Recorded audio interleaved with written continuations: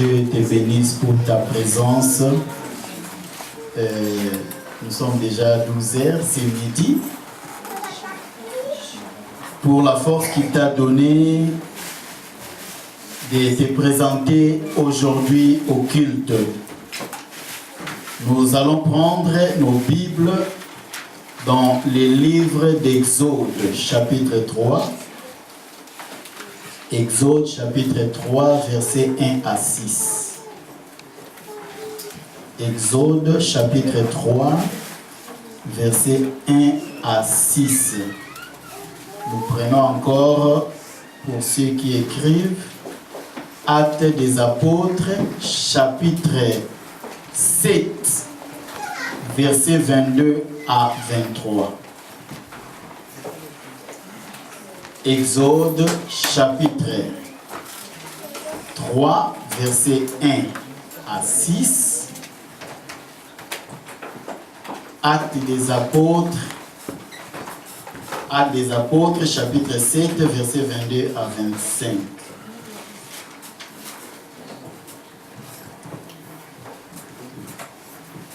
Je commence d'abord par Exode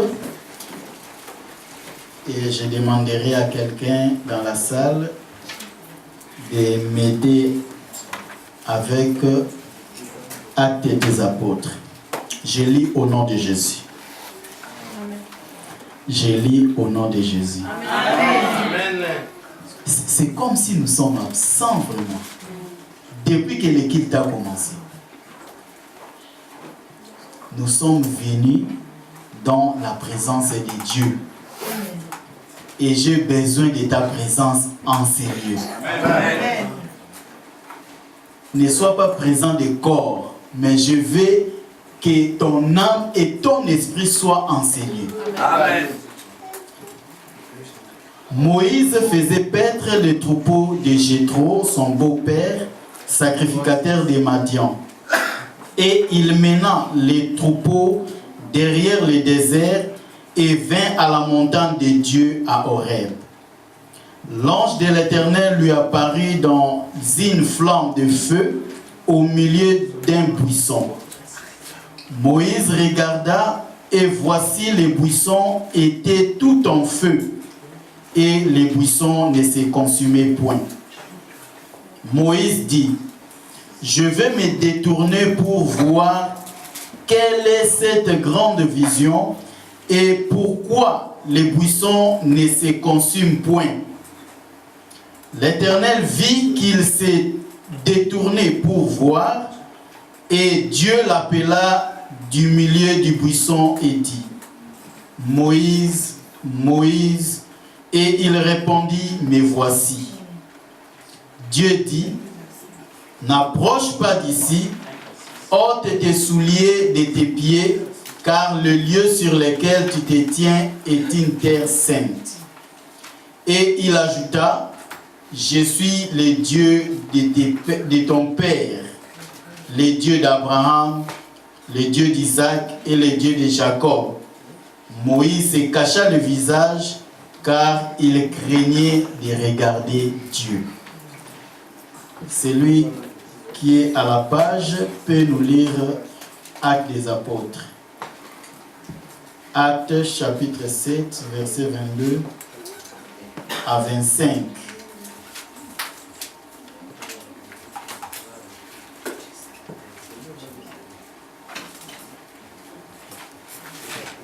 Je lis au nom de Jésus-Christ. Amen. Actes 7, 22 à 25. Moïse fut instruit dans toute la sagesse des Égyptiens, et il était puissant en parole et en œuvre. Il avait 40 ans lorsqu'il lui vint dans le cœur de visiter ses frères, les fils d'Israël. Il en vit un qu'on outrageait, et prenant sa défense, il vengea celui qui était maltraité et frappa l'Égyptien. Il pensait que ses frères comprendraient que Dieu leur accordait la délivrance par sa main, mais ils ne comprirent pas. Amen. Amen. Applaudissons la parole de Dieu. Voilà, c'est le passage que nous connaissons tous. Nous voulons parler de Moïse, l'un des grands de l'Ancien Testament.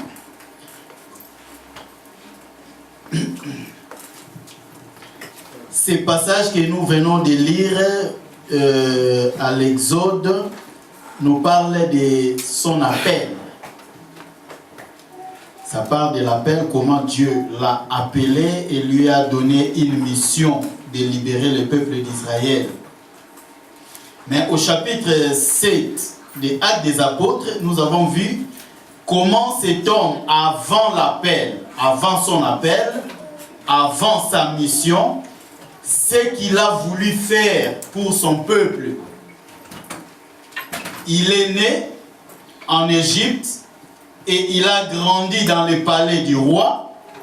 À l'âge de 40 ans, cet homme avait compris d'où il était venu. Il pensait qu'il était égyptien, mais par après on l'a appris que non, toi tu es israélite. Ton peuple est celui qui est en train de souffrir dans l'esclavagisme. Il a tenté de sauver son peuple. Si nous retournons dans le livre d'Exode, donc tout le chapitre 2, ça nous parle de la manière dont Moïse a essayé de sauver son peuple. Donc il a pensé qu'il était déjà préparé pour libérer son peuple de l'oppression des Égyptiens, mais ses efforts n'ont pas abouti. Il a échoué. Et la Bible nous dit, il a été réprimandé par ses frères et il a été rejeté. En lisant le chapitre 2, vous allez voir l'un des Israélites lui a dit, qui t'a établi chef sur nous, veux-tu me tuer comme tu as tué l'Égyptien? Donc le peuple israélite refusa la main de cet homme. Et après cela, il a été poursuivi par Pharaon. Là, il a pris fuite. Il est allé séjourner à Madian et il a fait aussi 40 ans. Donc, à l'âge de 40 ans, il a tenté de sauver son peuple. Après 40 ans, donc lorsqu'il a atteint 80 ans, le Seigneur l'a appelé pour la même mission qu'il avait essayé de par lui-même, avec ses forces, avec cette sagesse qu'il avait acquise. Il croyait qu'il était capable de faire quelque chose. Mais il a échoué. Alors, nous commençons par le premier point, le choix de Dieu. Le choix de Dieu. Mais bien aimé, la même personne qui a été rejetée, la même personne qui a été réprimandée par ses frères, c'est cette personne-là que Dieu avait choisie pour libérer ces peuples-là. Je voulais dire à quelqu'un ici parmi nous, même si hier tu avais échoué, si hier tes frères t'avaient chassé, amen, ils ont dit que tu n'es rien, tu n'es un bon à rien, mais laissez-moi te dire que tu es le choix de Dieu. Amen. Dieu te connaît.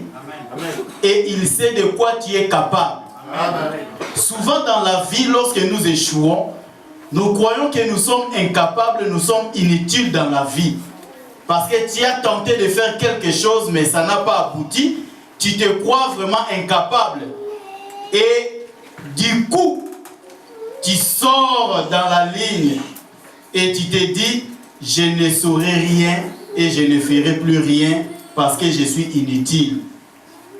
Il y a beaucoup de gens qui ont tenté de se marier, mais ils ont échoué dans le mariage. Tu as cherché du travail, mais tu échoues toujours. Ça n'aboutit pas. Tu fais des recherches, tu as fourni tant d'efforts pour avoir ce que tu cherches, mais tu ne le trouves pas. Et tu es découragé, tu te crois vraiment être au bout. Ou tu dis que non, c'est pour moi la fin du monde. J'ai essayé, j'ai tenté de toute manière, mais je ne vois rien. Donc, ça ne sert à rien de continuer à fournir des efforts. Je t'informe aujourd'hui que tu es le choix de Dieu. Dieu te connaît. Car cet homme qui a été autrefois banni, il a été rejeté. Mais cet homme est devenu le choix de Dieu. Voilà pourquoi je vous dis que lorsque tu échoues, ceci n'est pas forcément par manque de compétences. Si tu échoues, cela ne dit pas seulement que tu n'es pas intelligent, que tu n'es pas capable. Moi, je l'ai toujours dit, si l'échec arrivait dans ta vie, il faut dire que le temps n'est pas encore là. Comme le temps de Dieu n'est pas encore là, donc je ne pouvais pas aussi réussir. Donc tu n'es pas un bon à rien, mais c'est le problème du temps. Donc c'est question du temps.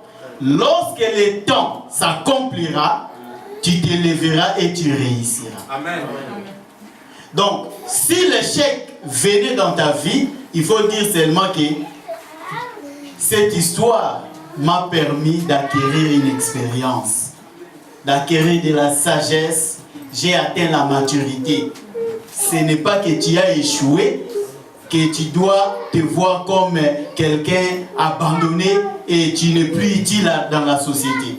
Je peux prendre l'exemple d'un élève, un enfant au niveau de l'école qui a échoué.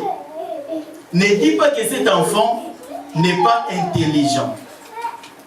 Il ne faut pas le dire parce que toute l'année que l'enfant a passée, elle a reçu quelque chose. Quand elle va reprendre l'année, elle ne sera plus la même personne. Elle deviendra très intelligente et elle réussira sa vie. J'ai vu l'une de mes nièces qui avait aussi échoué. Chaque fois, elle obtenait 52%, 50%. Et arrivé, je crois c'était en 5e primaire, elle a échoué. Elle a repris l'année. Et depuis qu'elle avait repris l'année, jusqu'à ce qu'elle ait eu son diplôme, elle était toujours la première de la classe. Elle a oublié l'échec qu'elle avait eu. Donc, dans la vie, ne dis pas que j'ai échoué, mais il faut dire, à la place de l'échec, j'ai acquis une expérience. Amen.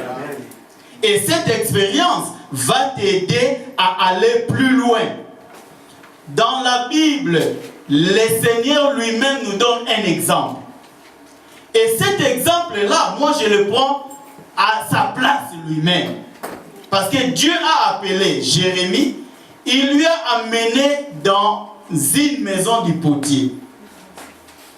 Il a demandé à Jérémie de regarder comment ce potier était en train de travailler l'argile. La première fois il a vu que la forme qu'il avait donnée n'était pas vraiment bonne. Il a essayé encore pour la deuxième fois. Ça n'a pas tenu. Il a essayé pour la troisième fois et à la troisième fois, il a réussi. Et le Seigneur a donné le message à Jérémie. Les potiers, Dieu a dit, moi je suis comme le potier et vous, vous êtes comme de l'argile. Mais pour que l'argile puisse prendre la forme que le potier voulait, il l'a fait à 3 reprises. La première fois, ça n'a pas tenu. La deuxième fois, ça n'a pas tenu. Et la troisième fois, il a réussi. Si Dieu a pris la place du potier, cet homme-là qui a fait une même forme, il l'a fait 3 fois. Et à combien toi qui n'es qu'un humain? Donc, je voulais seulement te dire que tu dois pas te décourager quand tu vois quelque chose ne réussit pas.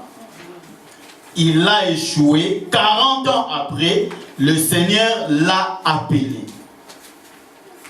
Il l'a équipé. Moi, je sais que quand le Seigneur t'appelle, comme tu es ici, tu dois savoir que Dieu t'a déjà équipé. Et lorsqu'on parle de ces équipements, la plupart des gens pensent que le Seigneur nous donne le Saint-Esprit seulement pour prêcher. Le Seigneur nous donne le Saint-Esprit pour prophétiser. Le Seigneur nous donne le Saint-Esprit pour aller évangéliser. Nous commettons beaucoup d'erreurs en pensant cela. Quand le Seigneur nous donne son esprit, il nous remplit de son esprit, ce n'est pas seulement pour ce travail de l'église. Même là où tu es, si tu es ingénieur, dans ton service d'ingénieur, le Saint-Esprit t'aidera à exceller. Même si tu es comptable, dans ton travail de comptable, le Seigneur te comblera de son intelligence pour que tu puisses réussir. Si on le faisait pour que nous puissions tous devenir prédicateurs, alors qui va rester sur les bancs? Donc tous nous deviendrons des serviteurs de Dieu. Le Saint-Esprit est venu pour nous aider d'abord dans cette vie terrestre. Amen. Quand Jésus a dit le royaume de Dieu est au milieu de vous, ceci ne veut pas dire seulement tout doit tourner spirituellement autour de la parole, autour du service de Dieu dans l'église. Non. Même là où nous sommes, dans nos entreprises, nous devons expérimenter ces royaumes. Et Moïse a été appelé. Comment il a réussi cet appel? Il était dans un travail qu'il faisait, de paître les troupeaux, arriver à la montagne de l'Éternel. Donc 40 ans déjà, Moïse connaissait bien l'environnement dans lequel il était en train de paître les troupeaux. Il est monté jusqu'à la montagne de l'Éternel et là il a vu un arbre.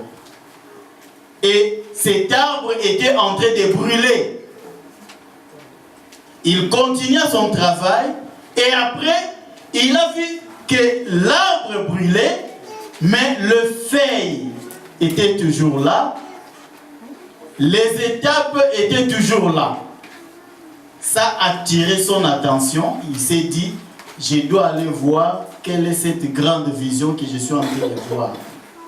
En s'approchant, Dieu l'a appelé. C'était dans les services. Il n'a pas abandonné, même si sa famille, ses frères l'ont abandonné. Donc quand Dieu appelle, la première des choses qu'il commence à faire, c'est de transformer la personne. Donc notre frère ici, Moïse, a été transformé grâce au feu, le feu qu'il a vu. Le feu de l'Éternel ne te laissera pas tel que tu es. Amen. Ça va changer ta vie. Amen.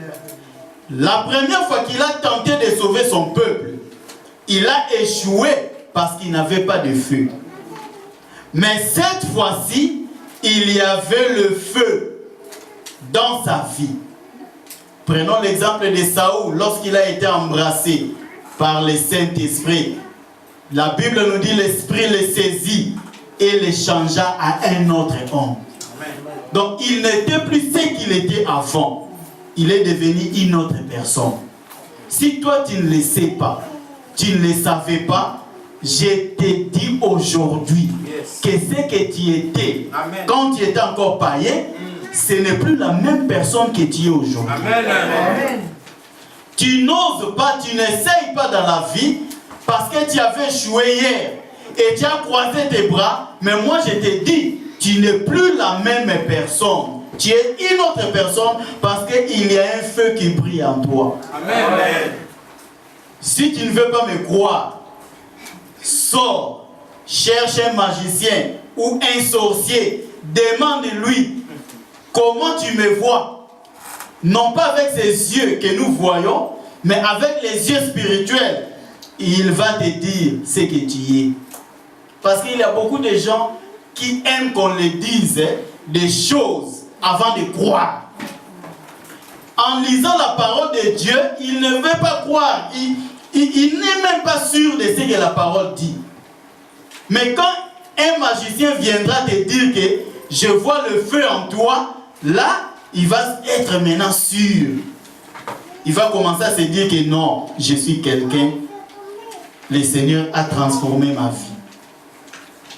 Moïse était né en Égypte, comme je suis en train de vous le dire, des parents israélites, parce qu'à cette période-là, la Bible nous dit, Pharaon était déterminé de tuer tous les enfants mâles qui étaient nés dans les camps des Israélites. Et qu'est-ce que ces parents ont fait? Ils ont pris Moïse, ils ont allé les déposer dans le fleuve. De ce côté-là, il y avait la fille du Pharaon qui se baignait, et ses servantes ont vu cet enfant, ils ont pris l'enfant. Cette femme, cette princesse-là avait compris que c'était un enfant des Israélites. Ils l'ont mis ici par crainte qu'on le voie là-bas et qu'on le tue. Il a pris l'enfant, elle a pris l'enfant, elle l'a élevé. On lui a donné le nom de Moïse, ce qui veut dire tirer des eaux. Qu'est-ce que cela veut dire? Quand on a donné le nom de tirer des eaux, donc cette dame-là, la princesse, comme elle est égyptienne, chez eux, ils étaient des polythéistes. Ils priaient plusieurs dieux. Le fleuve Nil était considéré pour eux comme un dieu. Le dieu de la fertilité. D'ailleurs, on l'a étudié même au niveau de l'école. Le dieu de fertilité a donné naissance à Moïse. À cette période-là, celui qui était au trône n'avait pas d'enfant. Il fallait qu'il y ait un successeur. Et parce qu'il n'y avait pas d'enfant, et que la princesse est allée prendre Moïse sur les eaux, donc ils ont dit pour eux que le dieu Nil, le dieu de la fertilité, nous a donné un enfant. C'est pour cela le roi a commencé à préparer Moïse pour succéder à la royauté. C'était comme ça que les choses étaient faites. C'est pour cela Étienne, dans le chapitre 7 des Actes des Apôtres, a dit Moïse a appris toute la science. Quand on parle de toute la science dans cette Égypte antique, donc on parle non pas seulement des sciences que nous étudions ici, mais au-delà de tout, parce que Moïse était préparé à succéder le roi. Or, les rois aussi étaient considérés comme des petits dieux en Égypte, donc on préparait Moïse pour tout. Voilà pourquoi je vous ai dit, il s'est cru être préparé pour sauver son peuple. Parce qu'il avait déjà ses bagages. Parce que la Bible nous dit, il est devenu puissant en parole et en acte. Amen. Amen. Amen. Amen. Il est devenu puissant en parole et en acte. Mais malgré cela, il y avait toujours quelque chose qui manquait pour qu'il puisse atteindre la mission qu'il avait ou les désirs qu'il avait de sauver son peuple. Mais ici, quand le Seigneur l'a appelé, le Seigneur a fait autre chose. Parce que dans cet appel, Moïse était en train de discuter avec Dieu. Il refusait d'aller parce qu'il connaissait bien le palais du roi. Il connaissait bien à qui il avait affaire. Voilà pourquoi il refusait toujours. Non, je ne saurais pas. Envoie une autre personne. Il avait toujours des raisons qu'il poussait. Mais quand le Seigneur l'a appelé, il a changé Moïse à une autre personne. Au départ, si Moïse était devenu roi en Égypte, il allait devenir un petit Dieu. Mais au chapitre 7 des Actes des Apôtres et du livre d'Exode, pardon, Dieu a dit à Moïse, l'Éternel dit à Moïse, vois, je t'ai fait Dieu pour Pharaon. Amen. Amen. Alléluia. Amen. Donc Pharaon était un Dieu pour les Égyptiens, mais quand Dieu a appelé Moïse, il lui a dit, je t'ai fait Dieu. Et ce Dieu-là, ici, c'est écrit en D majuscule. Est-ce que vous me comprenez? Amen. Donc ce n'est pas écrit en Dieu minuscule, mais en Dieu majuscule. Je t'ai fait Dieu pour Pharaon, et Aaron, ton frère, sera ton prophète. Tel niveau où il y a commis. Tu avais peur d'affronter cette chose-là que tu connais toi-même. Tu te croyais être vraiment incapable de le faire parce que de par tes capacités, de par tes forces, ta connaissance, tu ne sauras pas. Parce que Ezeloko est l'équio. Mais moi je te dis, Dieu te fait supérieur à cette chose-là. Amen. Amen. Ceci veut dire, quand Dieu t'appelle, il te donne tout ce qui est possible pour te permettre de réussir dans cette mission. Amen. Il faut croire. Dieu n'appelle pas des gens pour rien. D'ailleurs, si moi je t'appelle, je vais t'appeler pour une raison. Ce n'est pas pour rien à Bengio. Après, je n'ai rien à dire. Non. Si je t'appelle, c'est que j'ai quelque chose à te dire.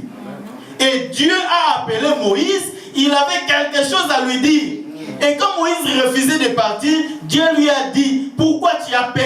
Ah bien non, je connais bien Pharaon, je connais sa maison, je connais tous les gens qui sont tout autour de lui. Il est entouré par des grands magiciens, par des grands hommes de l'Égypte. Moi je ne saurais pas. Et Dieu a dit, toi, tu seras supérieur à eux. Et ils ont des trucs qu'ils utilisent. Mais toi, avec ta parole, ta bouche seulement, tu feras des grandes choses. Et pendant que Moïse refusait, le Seigneur lui a dit, qu'est-ce que tu as? Qu'est-ce que tu as dans tes mains? Il a dit, j'ai un bâton. C'est avec ce que tu as que le Seigneur fera des grandes choses dans ta vie. Ce que tu n'as pas, Esaïa Yote, ne pense pas à ça.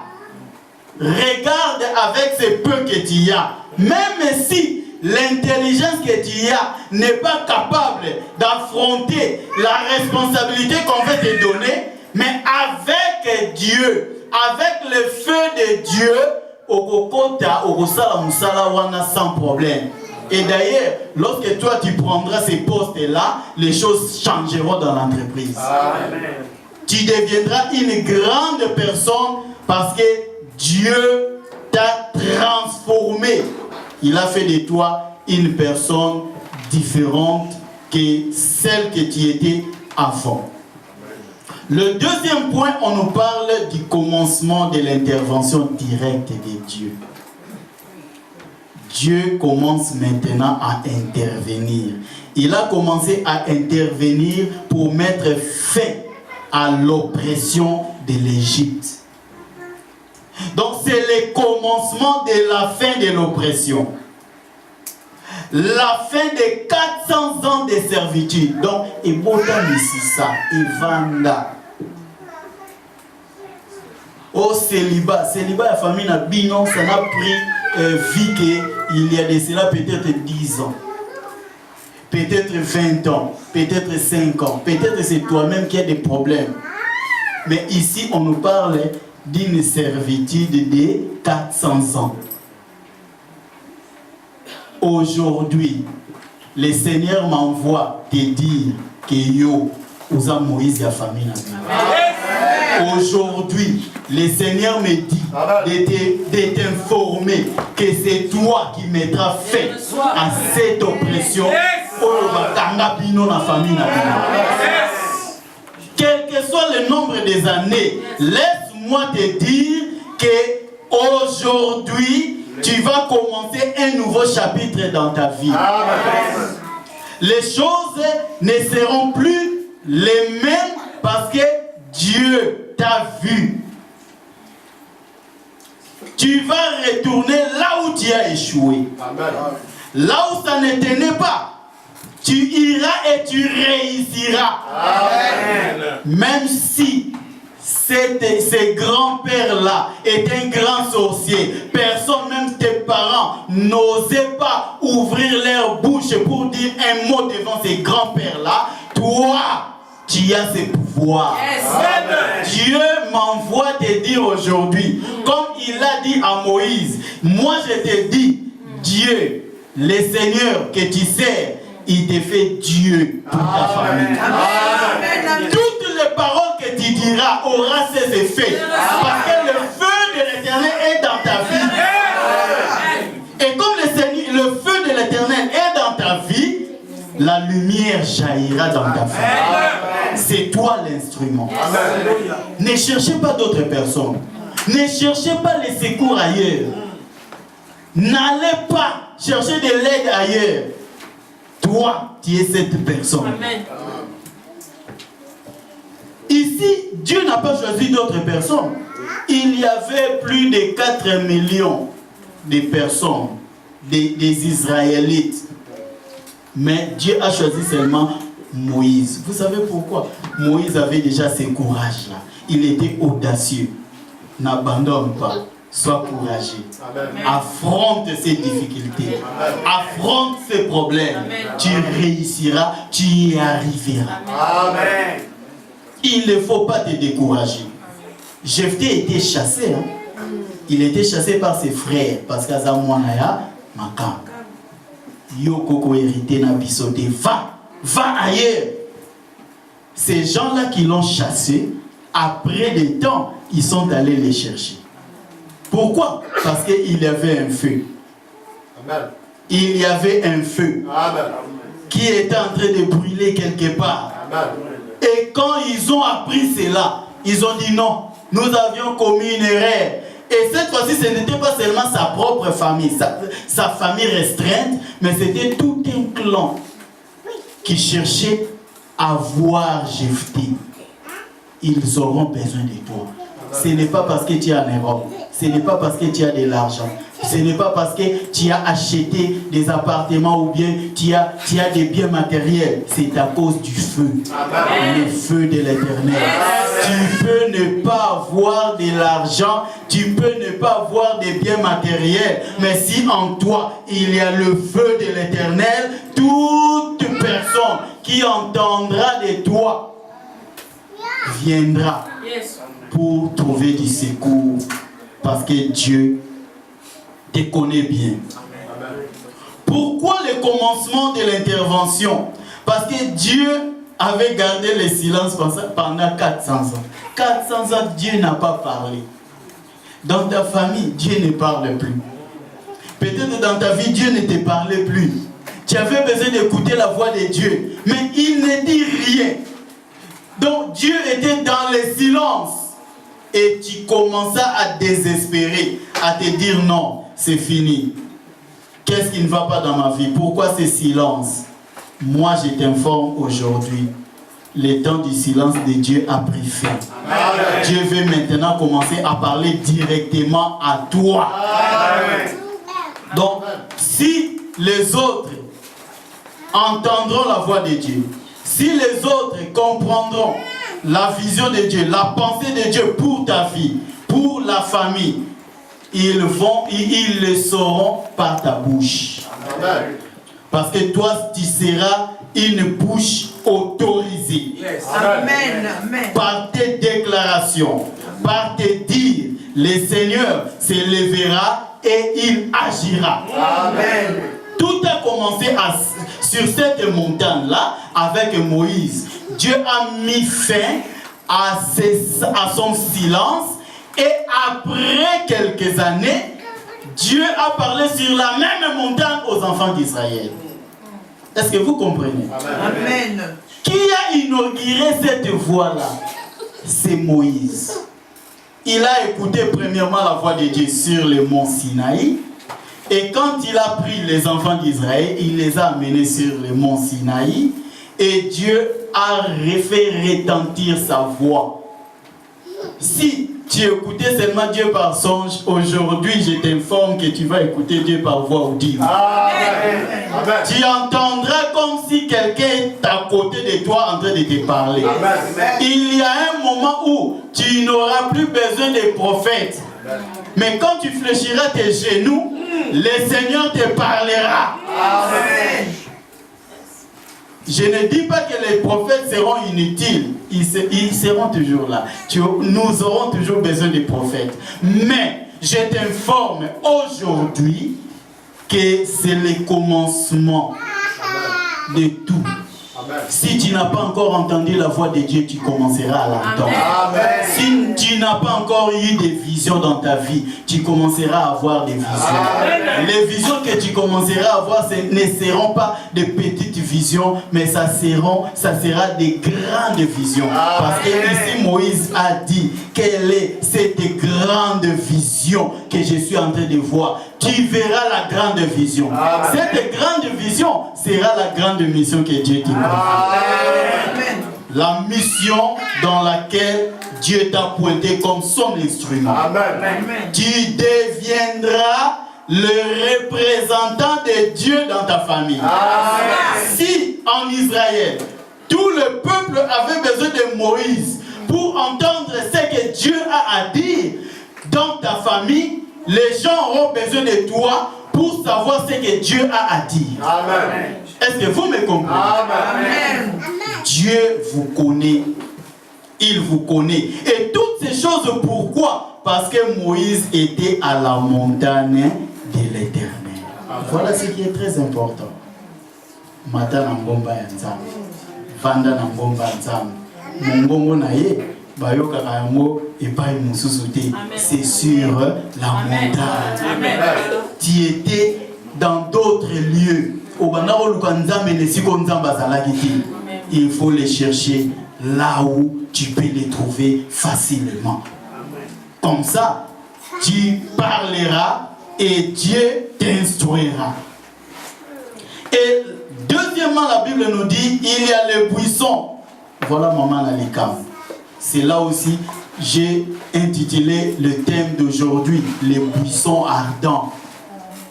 Les buissons, c'est un arbre. Arbre sans importance. L'arbre qui ne servait à rien, si ce n'est à jeter dans le feu. En Israël, en lisant même la Bible, vous allez voir qu'il y a plusieurs arbres. Les arbres étaient à Kasi. Ça servait à la construction du temple. Il y a des olives. Ils ont servi dans sa huile. Il y a des figues. Il y a des térébinthes. Il y a plusieurs arbres dans la Bible qui étaient aussi utiles. Mais ici, nous avons le buisson. Nous étions à Bamba. C'est comme toi. Ozalaki moto Bamba. Ozalaki na utilité mon côté. Les gens ne te voyaient pas. Malgré le niveau de ton intelligence, le niveau de ton savoir, malgré tout ce que tu avais, les gens ne te voyaient pas. Dans les mariages, on ne te voyait pas. Donc, tu étais inutile, sans importance. Mais ici, ma Bible me dit, cet arbre qui était inutile, Dieu s'est servi de cet arbre pour appeler Moïse. Et pourquoi? Parce que cet arbre-là était sur la montagne. Voilà les secrets. Secret Anzete wana oeza tinate et vanda likolo ya ngomba. Voilà pourquoi Dieu s'est intéressé à cet arbre-là, parce que ça s'est retrouvé sur la montagne de l'Éternel. Ce qui osa likolo ya ngomba ya Nzambe. Tu es toujours dans la présence de Dieu, le Seigneur va t'utiliser. Amen. La montagne de Dieu que je suis en train de dire, ne pensez pas qu'ici tu dois aller chercher une montagne. Comme à Kinshasa, beaucoup de gens pensent que pour que Dieu puisse lui parler, il faut qu'il y ait un mangengenge. Mangengenge n'est pas seulement le seul lieu où Dieu peut te parler. La montagne ici, où le feu qui est en train de brûler, c'est la présence manifeste de Dieu. Si tu es dans la présence de Dieu, tu seras utile. La Bible nous dit, cet arbre-là est devenu utile à Dieu pour attirer l'attention de Moïse. Pour la simple raison que cet arbre-là s'est trouvé sur la montagne, dans la présence de Dieu. Onésime, dans le livre de Philémon, était un homme inutile. Il ne servait à rien. D'ailleurs, vous avez dit à qui même Philémon, à qui Rome. Pourquoi? Parce qu'il avait des dettes, il avait des problèmes. Il était serviteur de Philémon. Or, la signification d'Onésime, Onésime, ce mot signifie utile. Mais utile, du point de vue pratique, il était inutile. Il était un serviteur qui n'avait plus d'utilité. Il a pris fuite. Mais quand il a rencontré l'apôtre Paul, Paul lui a parlé de Jésus. Cet homme-là qui était autrefois inutile, il est devenu utile. Paul a écrit une lettre à Philémon. Zomuto, aza utile, à servir yo. Ce qu'il y a dans le monde, tiens mon compte nanga. Voilà ce que Dieu a fait pour toi. Les rachats. Le Seigneur t'a racheté de tes péchés. D'inutile que tu étais, le monde ne te voyait pas, ne te considérait pas. Jésus t'a lavé par son sang, il t'a rendu utile. Et maintenant, comme il m'a soutenu aux hommes de Pamba, Osa na valeur, Osa na importance. Tu dois servir à quelque chose. Parce que le feu, qui est la gloire de Dieu, qui est la présence manifeste de Dieu, c'est dans la présence de Dieu que tu deviendras utile, tu feras des grandes choses dans ta vie. Et troisièmement, là maintenant où il y a la grande vision. Moi, dans d'autres, pas moi, mais dans d'autres versions, Moïse dit, je vais aller voir quel est ce phénomène extraordinaire. Quel est ce phénomène? Pourquoi je vois l'arbre brûler, mais le feu est en train de brûler, l'arbre ne se brûle pas, ne se consume pas. Laissez-moi vous dire, cette terre-là, à l'époque, vous savez vous-même qu'au Moyen-Orient, le Moyen-Orient est une terre riche en pétrole. Na époque wana, c'était comment? Arbre vendu dans cette partie là où il y avait beaucoup de pétrole, il y avait dans des périodes où quand le soleil il levait et frappait, l'arbre brûlait. Et ben là il peut zika solo et ziki et consumer nyo se quoi inacé. C'était comme ça, c'était naturel. Alors Moïse, quand il a vu pour la première fois l'arbre en train de brûler, il posait un problème. Parce que c'était un phénomène ordinaire, c'est naturel, ça se faisait comme ça se passait comme ça. Il continua à paître les troupeaux. À un moment donné, il a regardé, l'arbre continuait toujours à brûler, il y avait du feu, mais l'arbre était là. Et aussi caté. Il continuait son travail. Et après il le regarda, c'était toujours la même chose. Voilà pourquoi il a dit. Donc ici on parle de grandes visions, comme je l'ai dit. Et dans d'autres passages, il a dit quel est ce phénomène? Quel est ce spectacle? Laissez-moi vous dire, notre Dieu est un Dieu de spectacle ici. Au départ, moi j'ai refusé de croire à ça. J'ai refusé de voir les hommes de Dieu en train de prier, les gens tomber. Je disais non, Dieu ne peut pas permettre de telles histoires. Mais depuis le jour où j'ai lu ces passages, j'ai compris que Nzambe na biso azarape Nzamba ba spectacle. Donc, ici, ce n'était plus le phénomène ordinaire, mais est comme un phénomène extraordinaire. Ce n'était plus le phénomène naturel, c'était devenu le phénomène surnaturel. Au départ, tu as essayé du point de vue naturel, parce que tu étais ordinaire, avec ta nature humaine. Oye, au meki, au kokite, mais maintenant, viens avec l'extraordinaire. Amen. Avec le surnaturel, amen, tout ce que tu n'arrivais pas à faire du point de vue naturel, tu y arriveras. Amen. Vous savez qu'il y a des maladies qui ne se traitent pas du point de vue naturel. Et ça, tu as ba sida, sida wana ezaki sida te. Asaki ne mobulu te. Mais azwaki yango parce que noko moko na famille alingi ete. Symptômes.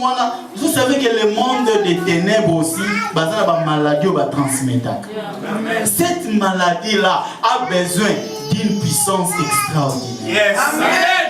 Voilà pourquoi je te dis, toi tu es cet homme-là que Dieu a choisi. Yes. Tu es cette femme-là que Dieu a choisi. Yes. Du naturel que tu étais, yes, tu deviendras surnaturel. Tu commenceras à faire des choses surnaturelles. N'aie plus peur de ces sorciers. Yes. N'aie plus peur de tous ces gens-là qui criaient, qui parlaient, qui étaient en train de te défier. Au moment où David, du point de vue naturel, ne pouvait pas s'approcher de Goliath. Lobo kwa mtu apamba so otali lobo kona ye soka betia ngana ya David boye basute donc a comme méconnaissable boye bateke ça c'est vraiment un autre enfant. Mais David n'a pas eu peur de cet homme-là. N'ayez pas peur de l'apparence. Amen. Ne voyez pas ce qui est naturel. Amen. Parce que notre Dieu est un Dieu surnaturel. Amen. Il est au-delà de la nature. Amen. C'est lui qui a établi les lois de la nature. Yes. Alors, cet homme-là te dit, Kende, Salah. Pourquoi tu as peur? Amen. Pourquoi tu as peur? Comme l'orateur du séminaire passé a dit, le soleil ne te frappera pas. Même s'il y a le soleil wana, ekoto sa loi ya nature, et ekosala musala nango ndenge esengeli. Mais yo, comme tu es devenu surnaturel, le soleil n'aura plus de pouvoir sur toi. Amen. Il faut croire. Amen. Les phénomènes extraordinaires, tu les vivras. Donc, ici, ce que moi j'ai compris dans cette histoire, le miracle que nous faisons, que nous vivons, nous le faisons pour attirer l'attention du peuple vers Dieu. Écoutez-moi bien. Si par exemple quelqu'un est malade, il s'approche ici devant et je prie pour lui, il retrouve sa santé, cette personne ne peut pas avoir ses regards sur moi. C'est ce que les apôtres ont fait. Après le miracle, dans les actes des apôtres, ils disaient toujours, ayez vos regards sur Dieu. C'est Jésus-là qu'on a tué, qui est ressuscité, il est assis à la droite du Père. Adorez ces dieux-là. Tournez vos regards, tournez votre attention vers ces dieux-là. Les serviteurs qui fera des miracles, ou qui viendra, qui prophétisera, qui fera des grandes choses dans la vie, peut abandonner quoi attirer attention à Bino Verrier. Attention avec cet homme-là. Le feu qui est en lui n'est pas le feu de Dieu, c'est un feu étranger. Est-ce que vous me comprenez? Amen. Miracle oyo biso tozo vivre et sengeli gloire ezonga epali ya soki gloire ezonga epa nzambe te eza ya nzambe te. Amen. Ça c'est ce qu'on appelle en français le culte de la personnalité. Il y en a beaucoup. Na évité à Bruxelles, je n'ai pas encore fait ces études. Natambola natala na mona église ndenge za à Kinshasa, il y a plusieurs églises où les membres sont en train d'adorer l'homme de Dieu au lieu de Dieu. Parler de Dieu, injurier Jésus, injurier Dieu, ce n'est pas un problème. Mais si on met quelqu'un dans l'homme de Dieu, c'est comme un problème. Attention avec ces genres des églises. Donc, Moïse, le feu qu'il a vu, a tiré son attention vers Dieu. Quand il y a un monde en Zambé, abîmé lié, à l'obélier directement. Donc, c'est ce que nous devons être. C'est ce que nous devons faire.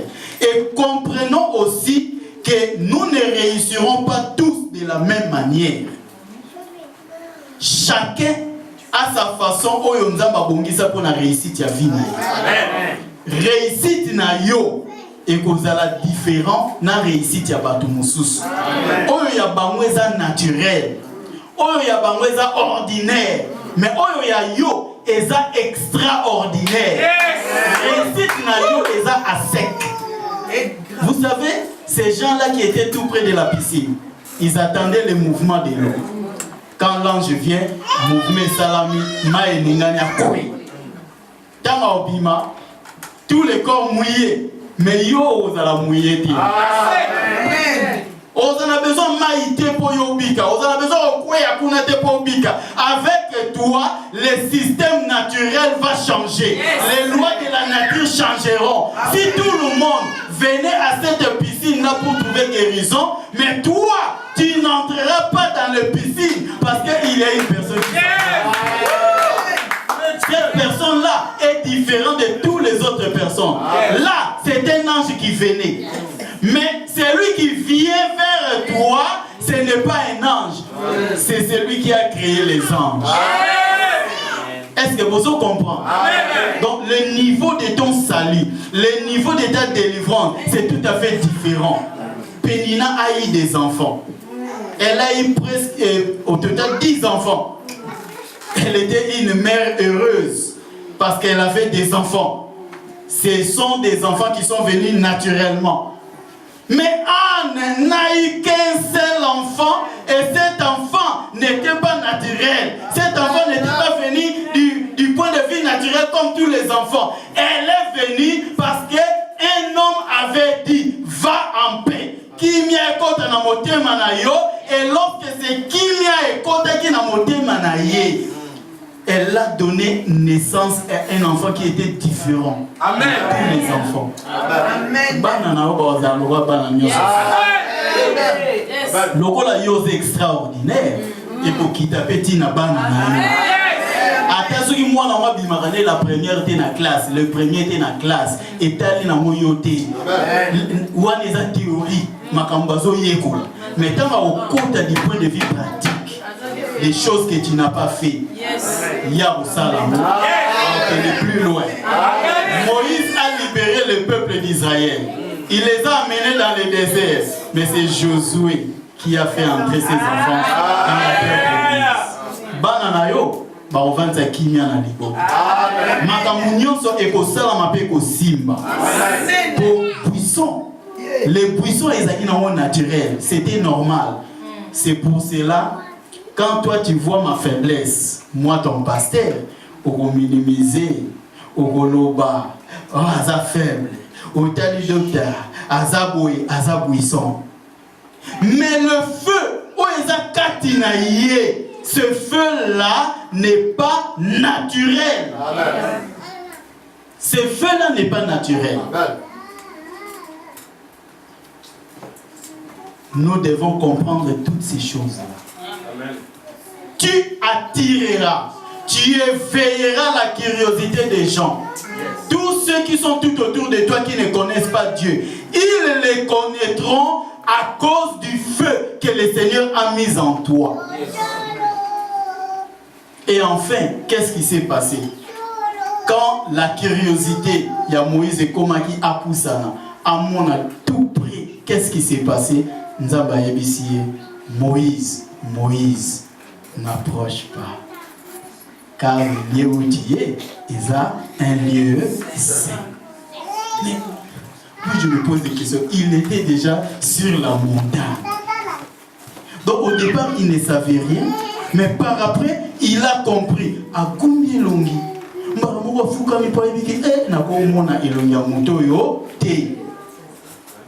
Qu'est-ce que cela veut dire?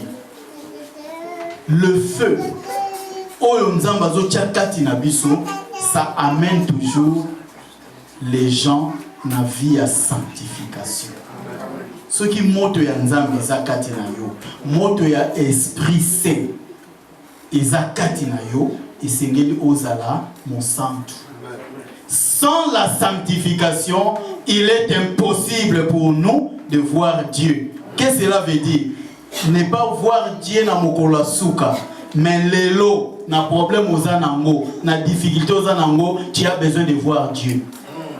Tu verras Dieu quand tu es dans la vie de sanctification.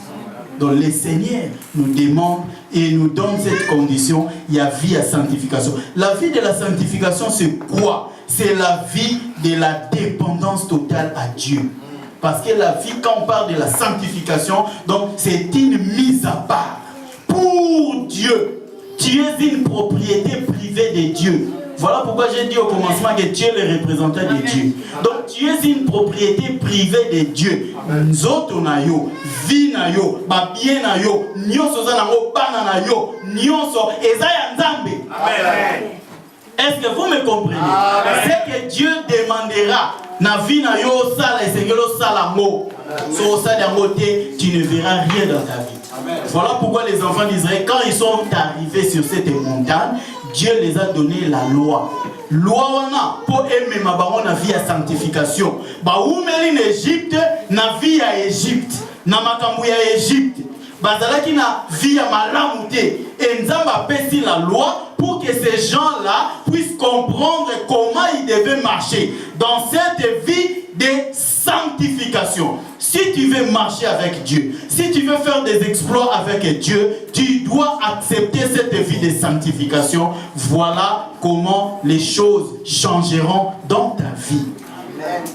Et enfin, le 6e verset, Dieu a dit, je suis le Dieu d'Abraham, d'Isaac et de Jacob, le Dieu de l'Alliance. Nzambe wana aza nzambe ya bilaka. Avec cette alliance-là, nous sommes devenus ses alliés. Nous sommes devenus ses partenaires. Donc Dieu a besoin de travailler avec quelqu'un dans ce monde. Dieu ne descendra pas pour faire quelque chose lui-même. Nous sommes sur la terre qui est un monde spirituel-matériel. Même le diable, quand il descend, il a besoin d'un homme ou il a besoin d'une chose. Voilà pourquoi vous remarquez, tant le monde où on a ténèbres, se transforme en les hiboux, les rats, les chats et d'autres animaux là. Et pendant la journée, il utilisera le jour. Donc, Dieu, lorsqu'il a besoin de travailler sur la terre, il choisira un homme. Voilà pourquoi il a envoyé son fils traiter une alliance du sang. Ce sang qui est versé sur Golgotha, et c'est une alliance que Dieu avait traitée avec toi. Il veut que yo okoma allié na ye, okoma partenaire na ye. Le cola Paul à l'Obana Bana ya Corinthe. Comme nous travaillons avec Dieu. Donc c'est cette alliance-là. Dieu a besoin de travailler avec toi. Il veut faire des choses ensemble avec toi.